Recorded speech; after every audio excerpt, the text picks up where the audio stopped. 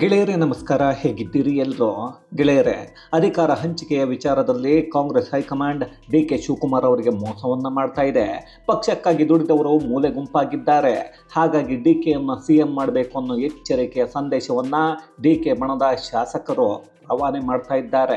ಜೊತೆಗೆ ಖುದ್ದು ಡಿ.ಕೆ. ಸುರೇಶ್ ಅಖಾಡಕ್ಕಿಳಿದು ಅಣ್ಣನನ್ನು ಸಿಎಂ ಮಾಡೋಕೆ ಕಸರತ್ತನ್ನು ನಡೆಸ್ತಾ ಕಾಂಗ್ರೆಸ್ ಪಕ್ಷದ ಒಳಗೆ ಆಪರೇಷನ್ ಮಾಡ್ತಾ ಇದ್ದಾರೆ. ಇದನ್ನೆಲ್ಲ ನೋಡ್ತಾ ಇರೋ ಸಿದ್ದರಾಮಯ್ಯ ಕೂಡ ನಾನೇನು ಕಮ್ಮಿ ಅನ್ನೋ ಹಾಗೆ ಒಂದಷ್ಟು ಶಾಸಕರಿಗೆ ಕರೆಯನ್ನ ಮಾಡಿದ್ದಾರೆ. ಆದರೆ ಇಲ್ಲಿ ನಡೀತಾ ಇರೋದನ್ನ ಉಪಶಮನ ಮಾಡೋಕೆ ಕರೆಗೆ ಬರ್ತಾ ಇದ್ದಾರೆ.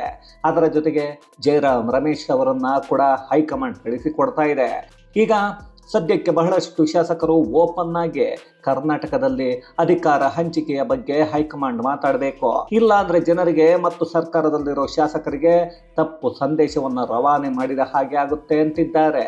ಇದರ ಜೊತೆಗೆ ಖುದ್ದು ಡಿ.ಕೆ. ಶಿವಕುಮಾರ್ ನಿನ್ನೆ ಸೆಂಟ್ರಲ್ ಜೈಲಿಗೆ ಹೋಗಿ ಬಂದರೆ ಸಿದ್ದರಾಮಯ್ಯ ಮತ್ತೆ ಮಾಧ್ಯಮಗಳ ಮುಂದೆ ನಾನೇ 5 ವರ್ಷ ಸಿಎಂ, ನಾನೇ ಮುಂದಿನ ಬಜೆಟ್ ಮಂಡನೆ ಮಾಡ್ತೀನಿ ಅಂತಿದ್ದಾರೆ. ಹಾಗಾದ್ರೆ ರಾಜ್ಯ ರಾಜಕಾರಣದ ಅಭಿವೃದ್ಧಿ ಇಲ್ಲದ ಸರ್ಕಾರದ ದೊಂಬರಾಟ ಎಲ್ಲಿಗೆ ಬಂದಿದೆ? ನಿಜವಾಗ್ಲೂ ಆಗ್ತಾ ಇರೋದೇನೋ? ಡಿ.ಕೆ. ಸುರೇಶ್ ಈಗಾಗಲೇ ಅಣ್ಣನ ಪರವಾಗಿ ನಿಲ್ಲೋಕೆ ರೆಡಿ ಮಾಡಿರೋ ಶಾಸಕರ ಸಂಖ್ಯೆ ಎಷ್ಟು? ಎಲ್ಲವನ್ನ ಈ ವಿಡಿಯೋದಲ್ಲಿ ನೋಡ್ಕೊಂಡು ಬರೋಣ ಬನ್ನಿ. ಗೆಳೆಯರೆ, ಈಗಾಗಲೇ ನವೆಂಬರ್ ಕ್ರಾಂತಿ ಅನ್ನೋ ಹಾಗೆ ಒಂದಷ್ಟು ಬೆಳವಣಿಗೆಗಳು ರಾಜ್ಯ ಕಾಂಗ್ರೆಸ್ನಲ್ಲಿ ನಡೀತಾ ಇವೆ. ಮೊನ್ನೆ ರಾತ್ರಿ ಡಿ.ಕೆ. ಬಣದ ನಾಯಕರು ದೆಹಲಿಗೆ ಹೋಗಿದ್ರು. ಅಲ್ಲಿ ಮಲ್ಲಿಕಾರ್ಜುನ ಖರ್ಗೆ ಹಿಂಗೆಲ್ಲ ಡೆಲ್ಲಿಗೆ ಬರಬಾರ್ದು, ಹಾಗೆ ಬಂದಿದ್ದೆ ಆದರೆ ಜನರಿಗೆ ತಪ್ಪು ಸಂದೇಶವನ್ನು ಕೊಟ್ಟೆ ಹಾಗೆ ಆಗತ್ತೆ, ಅದೇನಿದೆ ಅನ್ನೋದನ್ನ ನೋಡಿ ನಾವು ಸರಿ ಮಾಡ್ತೀವಿ, ಹೈಕಮಾಂಡ್ ಎಲ್ಲವನ್ನ ನಿರ್ಧಾರ ಮಾಡಿಬಿಡುತ್ತೆ ಅಂತ ಕೋಪವನ್ನು ಮಾಡಿಕೊಂಡಿದ್ದಾರೆ. ಇನ್ನೊಂದು ಕಡೆ ರಾಜ್ಯದಲ್ಲಿ ಕೂತ್ಕೊಂಡಿರೋ ಸಿದ್ದರಾಮಯ್ಯ ಕೂಡ ದೆಹಲಿಗೆ ಹೋದ ಕೆಲ ಹಿರಿಯ ಶಾಸಕರಿಗೆ ಕರೆಯನ್ನ ಮಾಡಿ ಮಾತಾಡಿದ್ದಾರೆ. ಅದೇ ಅಲ್ಲಿರೋ ಕಿರಿಯ ನಾಯಕರ ಜೊತೆ ಸಿದ್ದು ಮಾತಾಡಿಲ್ಲ. ಯಾಕಂದ್ರೆ ಸಿದ್ದರಾಮಯ್ಯ ಯಾವತ್ತು ಅವರ ಲೆವೆಲ್ಲಿಗೆ ಮಾತ್ರ ಮಾತಾಡ್ತಾರೆ. ಯಾರು ಬೇಕೋ ಅವರನ್ನು ನೋಡಿ ಮಾತಾಡಿರ್ತಾರೆ ಬಿಡಿ. ಅದೇ ಸಿದ್ದರಾಮಯ್ಯ ಅವರನ್ನ ಮಾಧ್ಯಮದವರು ಸರ್ ದೆಹಲಿಗೆ ಶಾಸಕರು ಹೋಗಿದ್ದಾರಲ್ಲ ಅಂದ್ರೆ, ಯಾರು ದೆಹಲಿಗೆ ಹೋಗಿದ್ದಾರೆ ನಿಮಗೆ ಹೇಳಿದ್ರ? ಅವರು ದೆಹಲಿಗೆ ಹೋದ್ರೆ ನಾನೇನು ಮಾಡಬೇಕು ಅನ್ನೋದಾ? ಅಲ್ಲ ರೀ, ಒಂದು ಕಡೆ ದೆಹಲಿಗೆ ಹೋಗಿರೋ ಕೆಲ ಶಾಸಕರಿಗೆ ಕರೆಯನ್ನ ಮಾಡ್ತಾರೆ, ಇನ್ನೊಂದು ಕಡೆ ಮಾಧ್ಯಮದವರು ಕೇಳಿದ್ರೆ ಅಲ್ಲಿ ಏನೇನೋ ಮಾತಾಡ್ತಾ ಇದ್ದಾರೆ. ಆದರೂ ಈ ಸಿದ್ದರಾಮಯ್ಯ ಒಳ್ಳೆ ಆ್ಯಕ್ಟರ್ ಅನ್ನೋದ್ರಲ್ಲಿ ಅನುಮಾನ ಇಲ್ಲ. ಒಳ್ಳೆ ಆ್ಯಕ್ಟಿಂಗ್ ಅಂತೂ ಮಾಡ್ತಾರೆ ಅನ್ನೋದು ಜನರಿಗೆ ಗೊತ್ತಾಗ್ತಾ ಇದೆ. ಹಾಳಾಗಿ ಹೋಗ್ಲಿ, ಅದಕ್ಕಾದರೂ ಉತ್ತರವನ್ನು ಹೇಳಲಿಲ್ವಲ್ಲ ಅಂತ ಮತ್ತೆ ಮಾಧ್ಯಮದವರು ಸರ್ ಮುಂದಿನ ಸಲ ಕೂಡ ನೀವೇ ಬಜೆಟ್ ಮಂಡನೆ ಮಾಡ್ತೀನಿ ಅನ್ನೋದನ್ನು ಹೇಳಿದರೆ ಈಗ ಅಧಿಕಾರ ಹಂಚಿಕೆಯ ವಿಚಾರದಲ್ಲಿ ಇಷ್ಟೆಲ್ಲ ಬೆಳವಣಿಗೆ ಆಗ್ತಾ ಇದೆಯಲ್ಲ, ಅಂದರೆ ಬಜೆಟ್ಟ ನಾನೇ ಮಂಡನೆ ಮಾಡ್ತೀನಿ, ನಾನೇ ಸಿಎಂ ಆಗಿರ್ತೀನಿ ಅಂತ ಹೇಳಿದರು. ಅಲ್ಲಿಗೆ ಅದೇನೇ ಆದರೂ ಅದೆಷ್ಟೇ ಕಷ್ಟ ಬಂದರೂ ಕಾಂಗ್ರೆಸ್ ಪಕ್ಷ ಅಧಿಕಾರದಲ್ಲಿರೋವಾಗ ಸಿದ್ದರಾಮಯ್ಯ ಸಿಎಂ ಕುರ್ಚಿಯನ್ನು ಯಾರು ಹೇಳಿದ್ರು ಬಿಟ್ಟು ಕೊಡಲ್ಲ ಅಂದ ಹಾಗಾಯಿತು.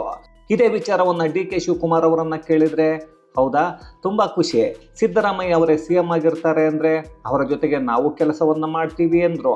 ಅಲ್ಲಿ ಸಿದ್ದರಾಮಯ್ಯ ಕೈಲಿ ಸದ್ಯದ ಪರಿಸ್ಥಿತಿಯಲ್ಲಿ ಏನೂ ಇಲ್ಲ, ಈಗಿನ ಪರಿಸ್ಥಿತಿಯಲ್ಲಿ ಹೇಳಿದ ಹಾಗೆ ಇರೋದಕ್ಕೆ ಆಗಲ್ಲ ಅನ್ನೋ ಹಾಗೆ ಮಾತಾಡಿದ್ರು. ಇಲ್ಲ ಅಂದರೆ ಸಿದ್ದರಾಮಯ್ಯ ಸಿಎಂ ಸೀಟಿಂದ ಇಳಿಲೇಬೇಕು ಅಂತ ಮಾತಾಡಿದ್ರು. ಅದು ಗೊತ್ತಾಗಲಿಲ್ಲ. ಆದರೆ ಡಿ.ಕೆ. ಶಿವಕುಮಾರ್ ಮಾತುಗಳಲ್ಲಿ ಅದೇನೋ ಮಾರ್ಮಿಕ ಅರ್ಥ ಇದ್ದದ್ದು ಮಾತ್ರ ನಿಜ. ಡಿ.ಕೆ. ಶಿವಕುಮಾರ್ ಈಗಾಗಲೇ ಆರೋಗ್ಯ ಸರಿ ಇಲ್ಲ ಅನ್ನೋ ಕಾರಣಗಳನ್ನು ಹೇಳಿಕೊಂಡು 2 ದಿನಗಳಿಂದ ಅವರೆಲ್ಲ ಕೆಲಸಗಳನ್ನು ನಿಲ್ಲಿಸಿದ್ದಾರೆ. ಅವರ ಶೆಡ್ಯೂಲ್ನಲ್ಲಿರೋ ಎಲ್ಲವನ್ನ ಕ್ಯಾನ್ಸಲ್ ಮಾಡಿ ಸದ್ಯಕ್ಕೆ ರಾಜಕೀಯ ದಾಳಗಳನ್ನು ಉರುಳಿಸೋಕೆ ನಿಂತಿದ್ದಾರೆ. ಈಗಾಗಲೇ ದೆಹಲಿಗೆ ಶಾಸಕರನ್ನು ಕಳಿಸಿ ಅವರು ಹೋಗಿರೋದೇ ನನಗೆ ಗೊತ್ತಿಲ್ಲ ಅಂತ ಹೇಳ್ತಾ ಇರೋ ಡಿ.ಕೆ. ಇದ್ದಕ್ಕಿದ್ದ ಹಾಗೆ ನಿನ್ನೆ ಸಂಜೆ ಪರಪ್ಪನ ಅಗ್ರಹಾರ ಸೆಂಟ್ರಲ್ ಜೈಲಿಗೆ ಹೋಗಿದ್ರು. ಅಲ್ಲಿ ಶಾಸಕ ಕುಲಕರ್ಣಿ ಮತ್ತು ವೀರೇಂದ್ರ ಪತ್ತಿ ಇಬ್ಬರನ್ನು ಮಾತಾಡಿಸಿ ನಮ್ಮ ಪರವಾಗಿ ನಿಲ್ಲಬೇಕು ಅಂತ ಕೇಳ್ಕೊಂಡು ಬಂದಿದ್ದಾರೆ. ಅಲ್ಲಿಗೆ ಕೊನೆಗೂ ಡಿ.ಕೆ. ಶಿವಕುಮಾರ್ ನೇರವಾಗಿ ಅಖಾಡಕ್ಕೆ ಇಳಿದಿದ್ದಾರೆ ಅನ್ನೋದು ಗೊತ್ತಾಗಿ ಹೋಗಿದೆ. ಜೊತೆಗೆ ಬಹಳಷ್ಟು ಶಾಸಕರಿಗೆ ಕರೆಯನ್ನ ಮಾಡಿ ಡಿ.ಕೆ. ಬ್ರದರ್ಸ್ ಮಾತನಾಡ್ತಾ ಇದ್ದಾರೆ. ಅಲ್ಲಿ ಅವರು ಶಾಸಕರಿಗೆ ಹೇಳ್ತಾ ಇರೋದು ಒಂದೇ, ನೋಡ್ರಪ್ಪ ಡಿ.ಕೆ. ಶಿವಕುಮಾರ್ ಅಂದರೆ ಇನ್ಕಮ್ ಇದ್ದ ಹಾಗೆ, ಅದೇ ಸಿದ್ದರಾಮಯ್ಯ ಔಟ್ ಗೋಯಿಂಗ್. ಸಿದ್ದರಾಮಯ್ಯ ಈಗ ಸಿಎಂ ಆಗಿರೋದು ಬಿಟ್ಟರೆ ಮುಂದೆ ಮುಖ್ಯಮಂತ್ರಿ ಆಗಲ್ಲ. ಯಾಕಂದರೆ ಅವರೇ ಕಳೆದ ಚುನಾವಣೆಯಲ್ಲಿ ಜನರ ಮುಂದೆ ಹಾಗೆಯೇ ಹೈಕಮಾಂಡ್ ಮುಂದೆ ಹೇಳ್ಕೊಂಡಿದ್ದಾರೆ ಇದು ನನ್ನ ಕೊನೆಯ ಚುನಾವಣೆ ಅಂತ. ಅದಾದ ನಂತರ ನಿಮಗೆ ಲಾಭ ಆಗಬೇಕು ಅಂದರೆ ಈಗ ಡಿ.ಕೆ. ಶಿವಕುಮಾರ್ ಅವರ ಕೈಯನ್ನು ಬಲಪಡಿಸೋಕೆ ಡಿ.ಕೆ. ಪರವಾಗಿ ನಿಂತ್ಕೊಳ್ಳಿ. ಹಾಗೇನಾದರೂ ನಿಂತಿದ್ದೆ ಆದರೆ ಡಿ.ಕೆ. ಶಿವಕುಮಾರ್ ಇನ್ನೂ 10 ರಿಂದ 15 ವರ್ಷ ಅಧಿಕಾರದಲ್ಲಿರ್ತಾರೆ. ಆಗ ಲಾಭ ಆಗೋದು ಶಾಸಕರಾಗಿರೋ ನಿಮಗೆ. ಯಾವತ್ತು ಹೂಡಿಕೆ ಮಾಡುವಾಗ ಭವಿಷ್ಯವನ್ನು ನೋಡಿ ಮಾಡಬೇಕು.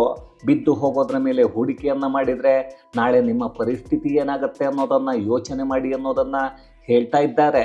ಏನೋಪ್ಪ ಈ ರಾಜಕಾರಣಿಗಳು ಎಲ್ಲವನ್ನು ಬಿಸ್ನೆಸ್ ಮಾಡಿಕೊಂಡು ಇದನ್ನು ಬಿಸ್ನೆಸ್ ಲೆಕ್ಕಾಚಾರ ಹಾಕ್ತಾ ಇದ್ದಾರೆ. ಹಾಕಲೇಬೇಕು ಬಿಡಿ. ಕೋಟ್ಯಾಂತರ ರೂಪಾಯಿಗಳನ್ನು ಸುರಿದಿರ್ತಾರೆ. ಜನರ ತಲೆ ಮೇಲೆ 500, 1000, 2000 ಒಂದೊಂದು ಓಟಿಗೆ ಕೊಟ್ಟಿರ್ತಾರೆ. ನಮ್ಮ ಜನರು ಹಾಗೆ ತಾನೇ ಇರೋದು. ಸದ್ಯಕ್ಕೆ ಡಿ ಕೆ ಬ್ರದರ್ಸ್ ಮಾಡ್ತಾ ಇರೋ ಈ ಆಪರೇಷನ್ ಕೂಡ ಬಹುತೇಕ ಸಕ್ಸಸ್ ಆಗ್ತಾ ಇದೆ. ಕೊನೆಗೂ ಕಾಂಗ್ರೆಸ್ ಪಕ್ಷದ ಒಳಗೆ ಕಾಂಗ್ರೆಸ್ ಪಕ್ಷದ DCM ಇವತ್ತು ಆಪರೇಷನ್ ಮಾಡೋ ಪರಿಸ್ಥಿತಿ ಬಂದಿದ್ದಾಗಿದೆ. ಅಂದರೆ ಆ ಕಾಂಗ್ರೆಸ್ ಪಕ್ಷ ಅದ್ಯಾವ ಹೀನಾಯ ಸ್ಥಿತಿಯನ್ನು ತಲುಪ್ತಾ ಇದೆ ಅನ್ನೋದನ್ನು ಯೋಚನೆ ಮಾಡಲೇಬೇಕು. DK ಸುರೇಶ್ ಸುಮಾರು 50 ಶಾಸಕರ ಬಳಿ ಮಾತಾಡಿ ಒಪ್ಪಿಸಿದ್ದಾರೆ. ಇಲ್ಲಿಯವರೆಗೂ ಸಿದ್ದರಾಮಯ್ಯ ಪರ ಶಾಸಕರು ಮಾತನಾಡ್ತಾ ಕೇಳ್ತಾ ಇದ್ದದ್ದು ಈ DK ಶಿವಕುಮಾರ್ಗೆ CM ಆಗೋದಕ್ಕೆ ಶಾಸಕರ ಬೆಂಬಲ ಎಲ್ಲಿದೆ ಅಂತ. ಅದಕ್ಕಾಗಿ DK ಬ್ರದರ್ಸ್ ಇರಿಪ್ಪ, ನಿಮಗೆಲ್ಲ ಶಾಸಕರ ಬೆಂಬಲ ಇದೆ ಅನ್ನೋದನ್ನು ತೋರಿಸ್ತೀವಿ ಅಂತ ಆಪರೇಷನ್ ಕರ್ನಾಟಕ ಕಾಂಗ್ರೆಸ್ ಮಾಡೋಕ್ಕೆ ನಿಂತಿದ್ದಾರೆ. ನಮಗೆಲ್ಲ ಮೇಲ್ನೋಟಕ್ಕೆ DK ಶಿವಕುಮಾರ್ಗೆ ಕೇವಲ 14ರಿಂದ 15 ಒಕ್ಕಲಿಗ ಶಾಸಕರ ಬೆಂಬಲ ಇದೆ ಅನ್ನೋದು ಕಾಣಿಸುತ್ತೆ ಅಷ್ಟೇ. ಆದರೆ ಈಗ ಸದ್ಯಕ್ಕೆ 30 ಶಾಸಕರು ನೇರವಾಗಿ ಮುಂದೆ ಬಂದು ನಾನು DK ಶಿವಕುಮಾರ್ಗೆ ಬೆಂಬಲ ಕೊಡ್ತೀನಿ ಅಂತ ಹೇಳೋ ತಾಕತ್ತು ಇರೋ ಶಾಸಕರು ಇದ್ದಾರೆ. ಜೊತೆಗೆ ತಟಸ್ಥವಾಗಿರೋ 20 ಶಾಸಕರು DKಗೆ ಬೆಂಬಲ ಕೊಡೋಕ್ಕೆ ರೆಡಿಯಾಗಿದ್ದಾರೆ. ಇನ್ನು ಕೆಲವರಿಗೆ ಸುಮಾರು 15ರಿಂದ 20 ಜನರು ಸಿದ್ದರಾಮಯ್ಯ ಅವರನ್ನು ಬೆಂಬಲಿಸ್ತಾ ಇದ್ದವರೇ ಈಗ ನಾವು DKಗೆ ಬೆಂಬಲ ಕೊಡ್ತೀವಿ ಅಂತ ಹೇಳ್ಕೊಂಡಿದ್ದಾರೆ ಅನ್ನೋ ಮಾಹಿತಿಗಳು ಬರ್ತಾ ಇವೆ. ಅಲ್ಲಿಗೆ ಸುಮಾರು 70 ಶಾಸಕರು DKಶಿ CM ಆಗಬೇಕು ಅಂತ ಹೇಳಿದರೆ ಸಿದ್ದರಾಮಯ್ಯ ಅವರ ಸಂಖ್ಯಾಬಲ ಕುಸಿದು ಹೋಗುತ್ತೆ. ಆಗ DKಯನ್ನು CM ಮಾಡಬೇಕಾಗತ್ತೆ ಅನ್ನೋದು ಸಂಖ್ಯಾಬಲದ ಲೆಕ್ಕಾಚಾರ. ಈಗ ಸಿದ್ದು ಬಣದ ಲೀಡರ್ ಅನ್ನಿಸಿಕೊಂಡವರು ಅದೇನು ಹೇಳ್ತಾರೋ ಗೊತ್ತಿಲ್ಲ. ಇದರಲ್ಲಿ ಕೆಲವರಿಗೆ DK ಸುರೇಶ್ ಒಂದಷ್ಟು ಆಫರ್ ಕೊಟ್ಟಿದ್ದಾರೆ. ಹಾಗಾಗಿ ಇಲ್ಲಿದ್ದವರೆಲ್ಲ ಅಲ್ಲಿಗೆ ಓಡಿ ಹೋಗ್ತಾ ಇದ್ದಾರೆ.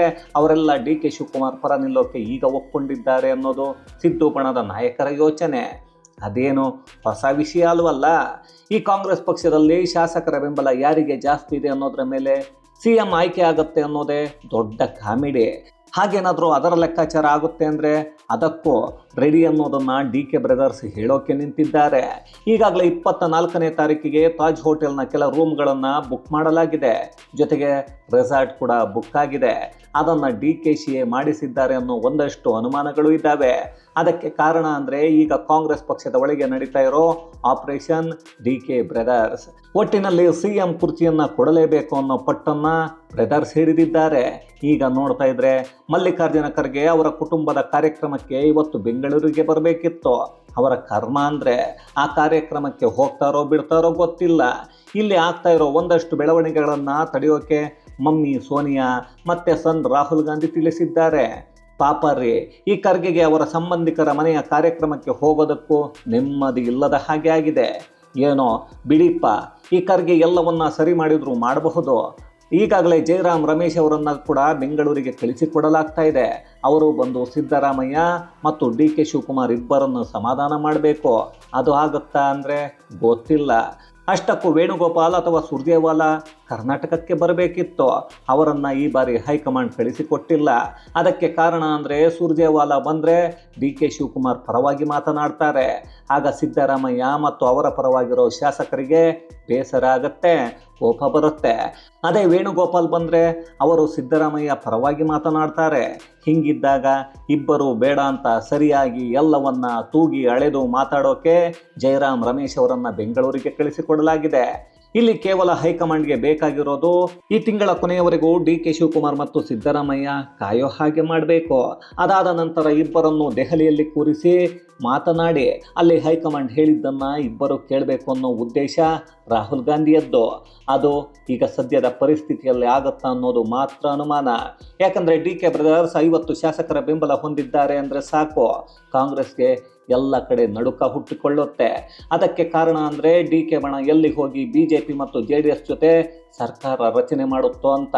ಅದೇನೇ ಆದರೂ ಕಾಂಗ್ರೆಸ್ ಪಕ್ಷ ಅನ್ನೋ ದೇಶದ ಅತಿ ಹಳೆಯ ಪಕ್ಷದ ಹೈಕಮಾಂಡ್ ಬಗ್ಗೆ ನಮ್ಮ ರಾಜ್ಯದಲ್ಲಿ ಅದೇ ಪಕ್ಷದ ಶಾಸಕರು ಮಾತಾಡ್ತಾ ಇರೋದು.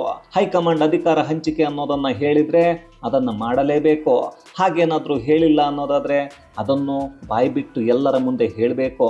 ಅದನ್ನು ಬಿಟ್ಟು ನಾವು ನೋಡ್ಕೋತೀವಿ ಅಂತ ಹೇಳ್ಕೊಂಡಿದ್ರೆ ಶಾಸಕರಿಗೆ ಯಾವ ರೀತಿಯ ಸಂದೇಶವನ್ನು ಕೊಟ್ಟ ಹಾಗೆ ಆಗತ್ತೆ. ಅಂತ ಕೇಳ್ತಾ ಇದ್ದಾರೆ.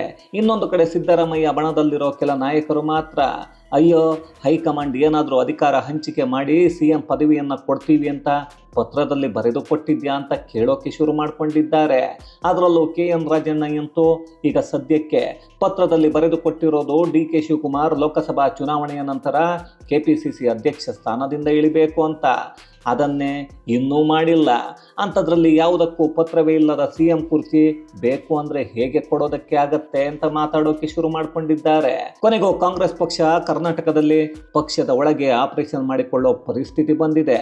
ಇಲ್ಲಿ ಎಲ್ಲವನ್ನ ಸರಿಯಾಗಿ ನೋಡ್ತಾ ಇದ್ರೆ 2019ರಲ್ಲಿ ಸಿದ್ದರಾಮಯ್ಯ ಹೇಗೆ ಆಪರೇಷನ್ ಮಾಡಿ ಒಂದಷ್ಟು ಕಾಂಗ್ರೆಸ್ ಮತ್ತು JDS ನಾಯಕರನ್ನು BJP ಜೊತೆಗೆ ಕಳಿಸಿದ್ರೋ ಅದೇ ರೀತಿ ಏನಾದರೂ ಈ ಬಾರಿ DK ಬ್ರದರ್ಸ್ ಮಾಡ್ತಾರಾ, ಇಲ್ಲ ಅಂದರೆ ಮತ್ತೆ ಜನರನ್ನು ಬೇರೆ ಕಡೆಗೆ ಸೆಳೆದು ಅಭಿವೃದ್ಧಿಯ ಬಗ್ಗೆ ಮಾತಾಡೋದ ಹಾಗೆ ಮಾಡಿ ಅವರೆಲ್ಲ ಒಂದಾಗ್ತಾರಾ ಅನ್ನೋದು ಗೊತ್ತಿಲ್ಲ. ಈ ಕಾಂಗ್ರೆಸ್ ಪಕ್ಷವೇ ಒಂದು ನಾಟಕದ ಕಂಪನಿಯ ಹಾಗೆ ಕಾಣಿಸ್ತಾ ಇದೆ. ಇತ್ತೀಚೆಗೆ ಅವರು ಆಡ್ತಾ ಇರೋದೆಲ್ಲವೂ ನಾಟಕ. ಹಾಗಾಗಿ ಏನಾಗುತ್ತೆ ಅನ್ನೋದನ್ನು ನಾವು ಕಾದು ನೋಡಲೇಬೇಕು ಅಷ್ಟೇ.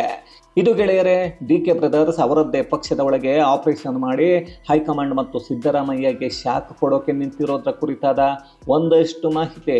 ಮತ್ತಷ್ಟು ವಿಶೇಷತೆಗಳೊಂದಿಗೆ ಮುಂದಿನ ವಿಡಿಯೋದಲ್ಲಿ ಭೇಟಿಯಾಗೋಣ. ಅಲ್ಲಿಯವರೆಗೂ ಕನ್ನಡವೇ ಸತ್ಯ, ಕನ್ನಡವೇ ನಿತ್ಯ.